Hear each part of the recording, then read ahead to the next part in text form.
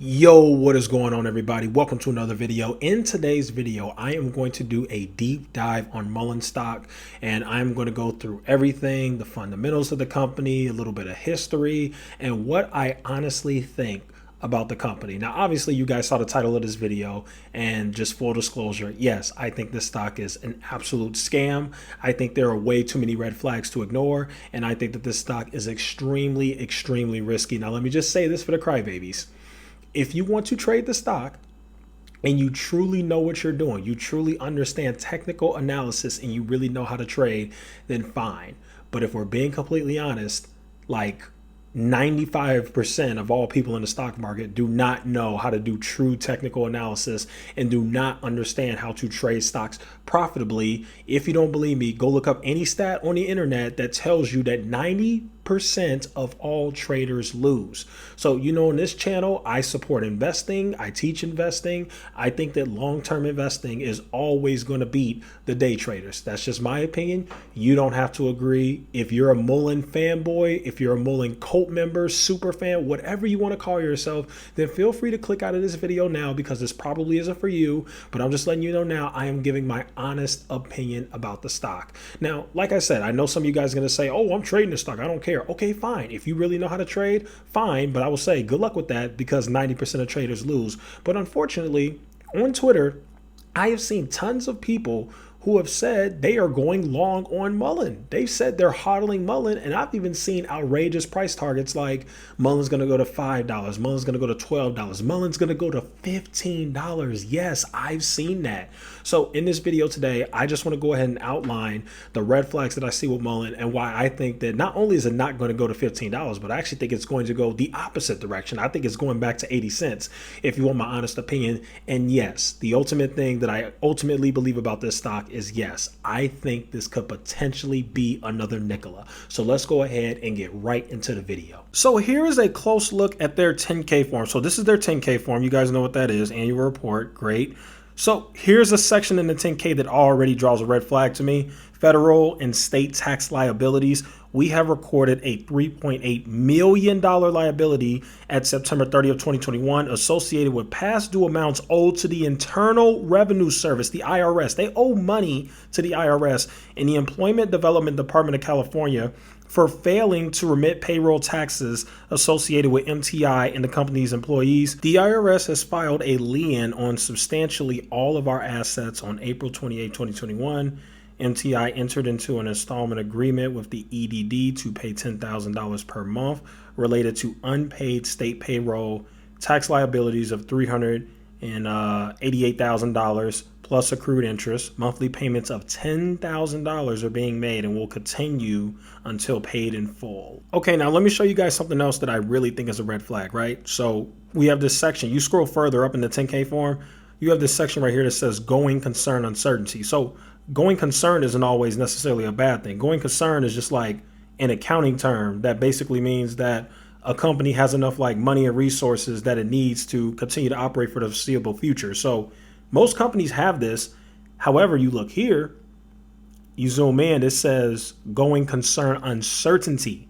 So there's a difference. So now there's uncertainty that they're going to continue to be able to operate in the foreseeable future. So it says here, the accompanying financial statements have been prepared, assuming that the company will continue as a going concern, as described in Note 2 to the financial statements. The company has sustained net losses, has indebtedness in default, and has liabilities in excess of assets of approximately $42.5 million. So they've got more liabilities than they have assets, and they've already got $42 million in assets, and they've got more liabilities than that at September 30th of 2021, which raise, let's scroll closer, which raise substantial doubt about its ability to continue as a going concern. Management's plans in regard to these matters are described in Note 2. The financial statements do not include any adjustments that might result from the outcome of this uncertainty. Our opinion is not modified with respect to this matter. Okay. And then you scroll down here, they've got their basis for opinion, which we're not going to read because you're free to have your opinion, but this right here is all we need to know. That's all we need to know right there. So now let me show you guys something else. Let's go over to their income statement. Let me see if I can find it. Sorry about this. Let me type it in real quick. Liabilities. It should have already been up there. Here it is. So now we go to liabilities. Okay, so when they first reported that on their 10K, they had $42 million in assets. They said that, but they said that they also have more liabilities. Now it says here on their latest income statement, which I believe came out in February, they've got $45 million in total assets. But hold on, you scroll down here to those liabilities. They've got $55 million in liabilities. So you scroll down here, they're in the hole in about $10 million. They're underwater $10 million. Another red flag for a company like this, especially a company that wants to make electric vehicles. Like you need a crap ton of money for that, and sure, I expect their balance sheet to not be the best. However, this balance sheet is very concerning, and it starts to paint the picture of why this company went from $16 or $14, whatever it was at, to freaking 82 cents. You start to really see now. And then a little bit more of a red flag to me. Why does it only cost $100 to reserve this thing? It says pay a $100 refundable deposit with a credit card. That is really weird. Mind you, looking right here, this is a $55,000 car. Something about that doesn't seem right, that you only got to pay a $100 deposit that's refundable. You can literally change it whenever or just opt out of it for a $55,000 car. Like, that's pretty much a luxury car. That's not cheap. Let me show you guys some comparisons. So Lucid is one of their competitors, right? How much is a Lucid? It says right here, a Lucid is $77,000. You look at some of their other ones, $95,000, $139,000. It costs $1,000 to reserve a Lucid. You can see that right here. Now, I do see for the $77,000 car, it costs $300 to reserve, but still, that's still a little bit better than a $100. Let me show you guys a better comparison, actually. We look at Polestar, which is actually one of my favorite EV companies, the only EV company I would actually buy. A Polestar is like a $40,000 car, something like that. And their fully refundable deposit is $500. And I know some people probably won't think that's a big deal, but this is, like I said, this is just my opinion. For some reason, $100 just doesn't feel right. It's like, what car company would only make a $100 deposit? Something about that just doesn't sit right with me. And a Polestar, if I'm not mistaken, looks to be cheaper. Yeah, it says it right there, $47,000 for the Polestar 2. So it's $500 for a cheaper car. But when you scroll back to the Mullen, for the Mullen 5, you're only paying $100 to reserve a $55,000 car. Definitely screams red flag to me. Something about that just doesn't seem right in my opinion. Now, here's one of the biggest red flags for me. Now, remember, this is the 10Q form. So this is their quarterly report, right? Here's a huge red flag. Why is all of the money going to general and administrative? What is going on? Like, you can clearly see the difference. If you're a car company, shouldn't most of the money go here? Why is it going here? Who's getting all of this money? Like, what is going on? So now let's see what general and administrative is, because something about that don't seem right. They don't need all that money. Like, people's salaries are not that dang expensive. Like, why is it going there? So let's go ahead and see what they define that as. Here we go. General and administrative. Here we go. General and administrative expenses include all non-production related expenses. See, all non-production related expenses. Their money's not going to production. It's going to employees. Okay, so include all non-production related expenses incurred by us in any given period. This includes expenses such as professional fees, salaries, rent, repairs, maintenance. I told you guys. So basically all their money is going to their employees and a bunch of fancy offices. The money's not even going to the production of the dang car. Like, Jesus Christ. So salaries, rent, repairs, maintenance, utilities, office expense, employee benefits, depreciation, blah, blah, blah, blah, blah. Literally nothing. Like nothing. Let's look at research and development. This is where the money should be going.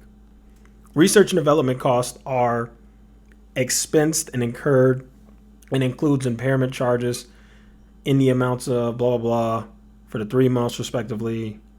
Research and development expenses primarily consist of cost associated with the development of our Mullen 5 show car.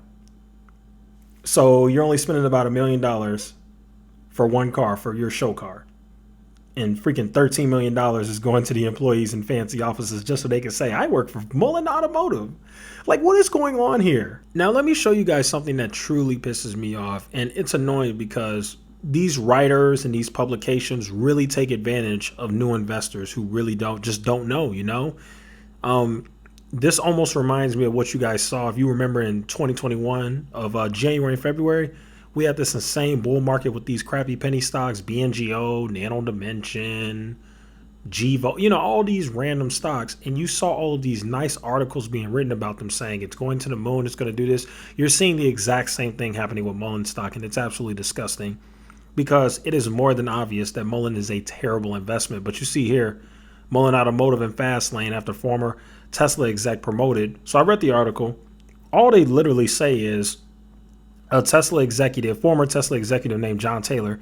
Keep in mind, he was an executive way early, back in 2010, before Tesla became the Tesla that it is today. So that's very misleading. It ain't like he was a Tesla executive in 2018. He was an executive back in 2010. So come on now. Now let me show you guys more tricks, right? Because they're making it seem like this guy like just joined the company and oh my God, they got a Tesla executive. It's a big deal. I'm seeing it all over Twitter, right? You just do some simple research and keep in mind, this is Mullen Automotive's official website, right? He's already been with the company. You can see it right here. Former Tesla lead for advanced manufacturing group joins Mullen Automotive as VP of EV manufacturing. You can see right here, California, January 21st, 2021. Now that 10K form that I just read to you guys, and that 10Q form, both of those forms came out. One of them came out in January. The other one came out in February, which means while all that foolishness was happening on their balance sheets and on their income statements, this guy was already a part of the company and he already had a pretty high position. During that time, he was the VP of EV manufacturing, literally. And now they're saying Mullen has promoted John Taylor to global manufacturing and strategic planning head as EV business expands. It's like you were already a part of the company. So I just want to make sure people aren't reading this as new news because it's not new news. I mean, everything that they're putting in their press release right now, if you look here, guys, they already said this back in January. Let's look. It's literally the exact same thing. Matter of fact, let me pull that article up. Here go the tricks. So this is the article from January 21st, right? 2021. It's the same thing. Look, in 2010, he joined Tesla and was one of the first 50 employees leading the advanced manufacturing engineering group, blah, blah, blah. Okay, let's go to that same article that they wrote today. It's the same thing. In 2010, John joined Tesla and was one of the first 50 employees leading the advanced manufacturing engineering group. Taylor played a critical role in blah, blah, blah, blah, blah. You guys see how they're playing you. So that article from previously was from January of 2022. Oh, no, it's from January 2021. See, that's the trick. That was all the way from a year ago. So please do not fall for this trick. This guy has been a part of this company for an entire year now. Look at it. January 2021. He's already been with this company for an entire year. And now they're coming now in April 4th, 2022 with their official announcement. And they're really trying to make you guys think that this guy is new. Like, oh my God, they just hired a new Tesla executive. The guy's been there for an entire year when this company was crap. So he was there when the company went from $16 to 60 cents. He's been here. So it doesn't matter that he's a former Tesla executive. Clearly he wasn't that good because the company stinks. He's been with this company the entire time. Do you guys not see this? This is really giving Nikola vibes to me. It really is. It's really giving scam. January 2021, this guy was with the company. VP of manufacturing. I mean, I just can't believe this, that people are falling for this. This is such a scam. VP of EV manufacturing, January 2021. Scroll back, 2022 April. Oh, a new announcement. He's here. They think y'all forgot. You know what they're doing? They're taking advantage of the fact that a bunch of new investors who never even heard of this company or did any research are now all of a sudden piling in this company because they're trying to short squeeze. And Mullen is taking full advantage of that by giving you guys an old announcement. Oh, let's just promote John Taylor. He worked for Tesla. Great PR. The guy been with the company for a dang year. Longer than a year. It's April now. He's been there since January 2021. He's been there for a year and some change. Come on, guys. Come on. So that's number one. Number two, here's what I absolutely can't stand. You look at the end right here. It says here, therefore, traders should seriously consider taking a long position in Mullen stock at the current price. $3 could be old news pretty soon, and a revisit of 15 just might be in the cards for 2022. That is outrageous. That is blasphemous. That is foolishness. That is crap. That is absolutely insane. The fundamentals for this company look horrible, horrendous. And it's articles like this that trick new investors and get them to invest in these crappy stocks. They're like, oh, well, Investor Place said it. The guy who wrote this has got to be smart, right? No, they're tricking you guys. I don't know what this guy's motive is to write such a stupid article, especially saying it could revisit $15. Like, seriously, if Mullen ever went to $15, I'd freaking eat my shoe on YouTube Live. Like, seriously. Like, that's outrageous. It's not going to $15. It's going to 15 cents. It's a terrible company. So please be careful with these publications and these tricks, because they didn't even give any justification of why this thing could revisit $15. So you're telling me that this stock could revisit $15 because they got a Tesla executive in their company? That's it? John Taylor's going to make this thing go to $15? Come on, man. I wasn't even able to get to the CEO yet, but even he's fishy too. He's involved in this music stuff, and he used to be, I guess, like the CEO or a big like manager or executive of like this company called PCMC or something like that, which got delisted like several years ago. But everything about this company just screams red flag. It screams fishiness. Now, I know the coal people are going to say, well, I don't care what you say. I'm going to do what I want. Fine. You can do whatever you want with your money. But at least I try to warn people on this channel. And also, I just don't understand the gambling nature of the stock market. I don't understand why these newbie traders are so obsessed with gambling. You've got plenty of great stocks that are on sale right now. Disney, Starbucks, AMD. Why not put your money there in something good with a good balance sheet? Why are you chasing a crappy penny stock with horrible, horrible, horrible fundamentals? I just will never understand it. But hey, if you're into gambling, there's nothing wrong with that. There's plenty of people who gamble and lose their money every day, and it just is what it is. But for the real investors who really want to make some money, I would stay far away from this company. There are plenty of other great companies with actual good fundamentals and good futures that are trading at a cheap price right now. You don't have to spend your time chasing some crappy car penny stock that, in my opinion, honestly looks like the next Nikola, to be honest. So there you guys have it. That'll go ahead and conclude today's video. Thank you guys so much for watching. Feel free to like, share, and subscribe, and I will see you guys in the next one.